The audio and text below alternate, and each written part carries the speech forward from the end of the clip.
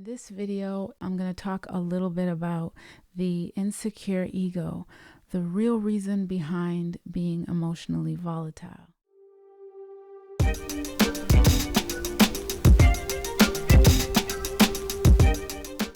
Hi, I'm Nikki from HereToWakeUp.com, and I help people stay accountable and connected to Divine Spirit on their awakening journey. I've been spiritually awakened for 15 years now, self-realized for 10, and I'm here to help and to be of service to kind-hearted souls that are ready to progress. So if that's you, welcome to my channel, The Healthy Wealthy Recluse. Welcome back to my channel if you've been here before. Make yourself at home. On this channel, I make videos about spiritual wealth, healing, and relationships. So if you find that you like it here, let me know in the comments and consider liking, sharing, and subscribing. Even dislikes help the channel. So thank you so much for watching all of this video. And now back to the topic of this video, the insecure ego, the real reason behind being emotionally volatile. This video is a continuation of part 1, where I talked about what being emotionally volatile means and how it can be explained in different ways, including spiritually. I talked about spirit attachment, and then in the end I said that regardless of the reason, emotionally volatile behavior all boils down to one main thing, and that is insecurity. Healthy, secure minds and healthy energy fields that are clear vessels cannot be latched onto by low-level spirits or entities or negatively influenced no matter what seems to be going on around them. Not in a lasting way, at least. Because when you know who you really are as eternal divine spirit and you're stable within that truth, your emotional state is also stable because you've transcended the emotional construct that comes with the human experience. When you take on a body, so to speak, you get the emotions that come with it. Tap into your true nature, which is genuine happiness by default. Now you're in your natural state, and so it's no longer a matter of dealing with changing energy, which is what emotions and moods are essentially, right? It's just energy in motion. So you're beyond that when you tap into your spirit, because spirit is not energy. They are not the same. So why can't we just be tuned into our true selves and our true happiness consistently and just be in that state? Well, we can, but we have to know that that's even possible. So if we're unaware of that possibility, because we're unaware of what's going on spiritually, it's because of this insecure ego. Why? Because one of the things that the ego loves to do is hide the truth from awareness. So let's talk about it. Let's first get the definition out of the way, because ego is a word used in many different ways and has multiple meanings and ideas about it. Like the idea that it's something that we need and it's our friend, so we need to hold on to it and we should love it and make peace with it and maybe even tame it like a pet. And then there are other ideas that say it must be destroyed and we must exert all of our power and our force to destroy it. But what exactly is it? It depends on context. Sometimes it's used to describe someone's arrogance or conceit, like, so-and-so has such a big ego and things like that. In terms of religions, philosophy, there are a bunch of other definitions that I'm not going to go into in this video, maybe in another video, but for this video, one definition I'll mention is from Wayne Dyer, who is a spiritual teacher and author, for those who may be unaware, who has since transitioned, so may he rest in peace. And he studied different teachings, including the Advaita Vedanta concept, if I'm not mistaken.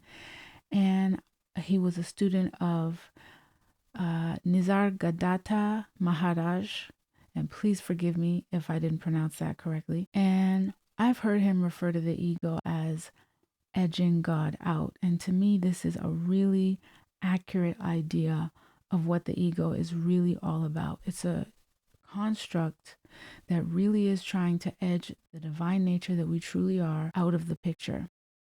Just imagine a group pic and somebody's trying to elbow someone out of the frame or stand in front of them to block them out. It's kind of like that. Like the ego is the original hater.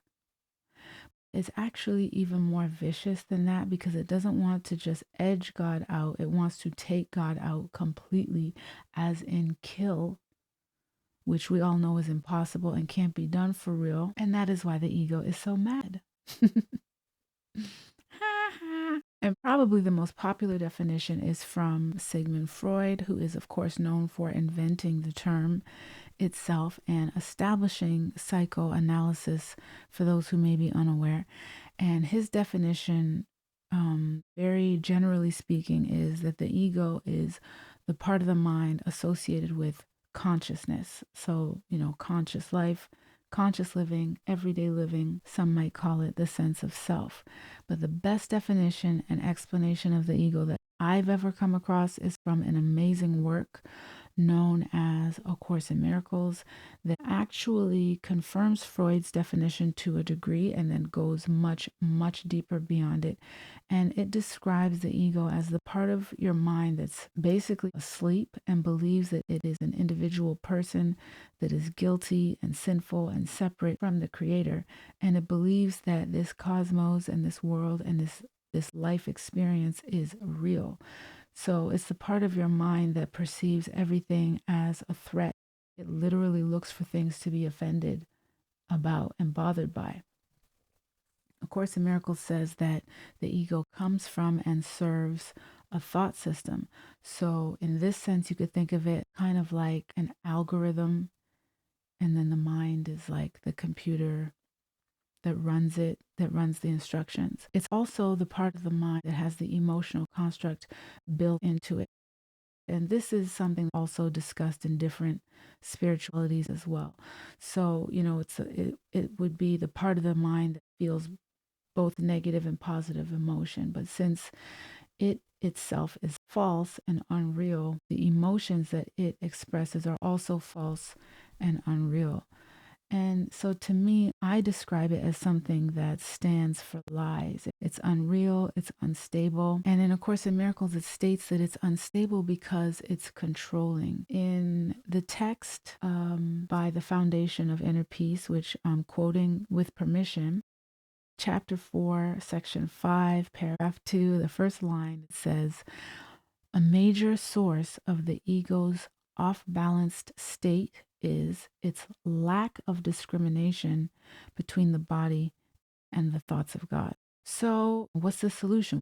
Well, of course, we must let go of this thought system that wants to kill who we are as eternal divine spirit. When you realize how nasty and vicious the ego can really be, it's not something that can be loved. It's not to be hated either, but it's not to be loved. It's not some sweet, cute little furry thing. It's not. So I feel that we must release it if we're ever to be stable and at our best. And the only way that I know how to do that effectively and consistently is with a spiritual approach and practice, like I always say on this channel. In part one of this video, I mentioned that sometimes there can be medical reasons for being emotionally volatile. So if you're in that category and you're looking into medical solutions, then maybe you could just consider adding a spiritual practice just to see how that would help.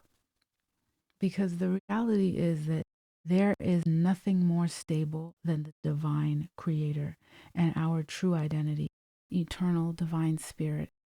So it makes perfect sense that connecting with that stability in a conscious way must bring stability, to you mentally, emotionally, and physically. So I think it's an amazingly wise use of your time to learn how to connect with that. Now, I plan on looking into the workings of the ego in upcoming videos, so stay tuned for that. Hopefully this video benefited you in some way. Remember to love yourself because that's the real wealth. And thank you so much for watching and listening because you could be doing anything else. Stay tuned and take care.